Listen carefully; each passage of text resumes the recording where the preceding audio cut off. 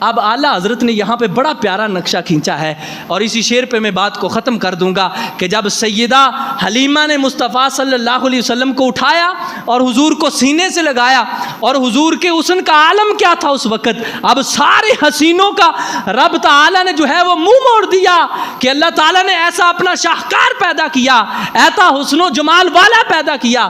آپ فرماتے ہیں بلبل نے گل ان کو کہا، کمری نے سروے جاں فضا، حیرت نے جھنجھلا کر کہا یہ بھی نہیں وہ بھی نہیں۔ اور آگے آپ لکھتے، آپ فرماتے خورشید تھا کس زور پر، کیا بڑھ کے چمکا تھا کمر۔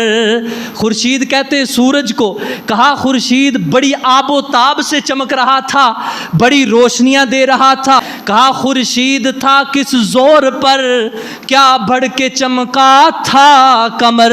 کہا خورشید سورج بھی آب و تاب میں تھا، چاند بھی بڑی روشنیاں بانٹ رہا تھا، چاند نے بھی اپنا بڑا حسن و جمال دکھایا ہوا تھا۔ لیکن سنیں اب میری طرف سب نے توجہ کرنی ہے، مصطفیٰ کا حسن بیان کروں، پورا مجمع جو ہے وہ اس پہ وجد طاری ہونا چاہیے۔ تیرے میرے نبی آمنہ کے لال کو رب نے کیا حسن عطا فرمایا ہے۔ آپ فرماتے ہیں سنو لوگو، اب میری طرف ذرا توجہ کرنا اور وہ منظر اپنے ذہن میں لانا ہے جب اماں حلیمہ نے میرے مصطفیٰ کے چہرہ مبارک سے ایسے پردہ ہٹایا ہوگا اور حضور کا جمال دیکھا ہوگا، اور آپ کی زبان سے بے ساختہ کیا جملے نکلے ہوں گے۔ خورشید تھا کس زور پر، کیا بڑھ کے چمکا تھا کمر، اور بے پردہ جب وہ رخ ہوا یہ بھی نہیں وہ بھی نہیں۔